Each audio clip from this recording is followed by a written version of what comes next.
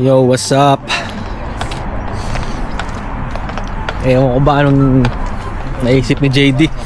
Biglang nag-aya ng lumabas. So, labas kami, outfit check ng mga titos.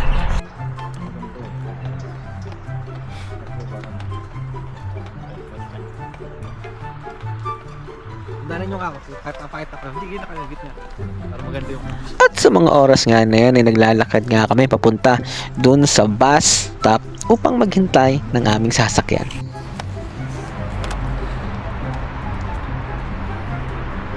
JD.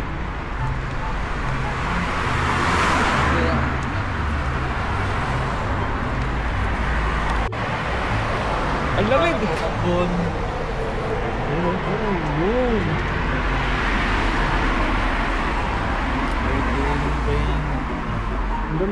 Yo, nandito na kami sa Solomon Park. Ayun na nga, dahil naka-annual leave tayo ng 10 days, tayo ay gagalang ngayong linggo kasama ang aking mga ka-roommate na si JD at si JM. Nandito ka kami sa may Solomon Square upang maglakad-lakad at the same time ay maghanap ng mabibili. Bago kami pumunta sa aming pupuntahan ay nagpunta muna kami sa CR upang mag-CR dahil baka wala kayong madaan ng CR sa lugar na aming pupuntahan. Sa aming paglalakad, nandito kami sa Solomon Square. Park siya. Isa siyang park at tambayan ng mga ibang lahi, lokal at syempre ng ating mga kababayang Pinoy. Habang naglalakad nga kami ay nakakita nga kami ng dalawang babae. Akala namin mga Pilipina. Yung pala, mga ibang lahi. Sa mga oras nga na yan ay naglalakad nga kami dito sa park upang umakyat kasi sa taas makikita ang mga tambayan, tindahan, inuman at bilihan. At doon kami pupunta. Tungin nyo.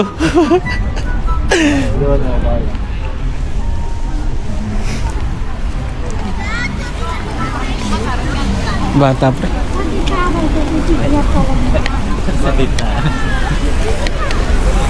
Nepal. Ang ganda ng place oh. Guys, ang ganda ng place.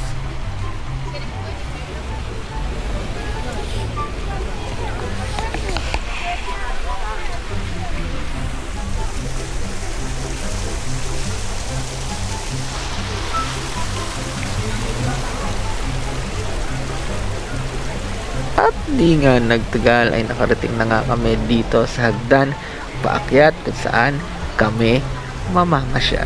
At makikita nyo nga ang ganda ng itsura ng kanilang hagdan, ano? Talagang parang stairway to heaven. At siya may pakita ang mga tatlong bida. Pag-aangas, kita mo naman yan, para si Coco Martin na nga, si Kapogi.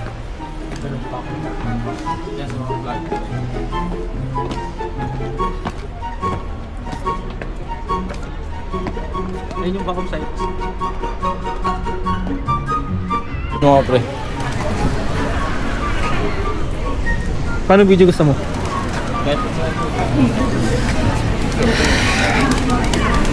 Yeah boy.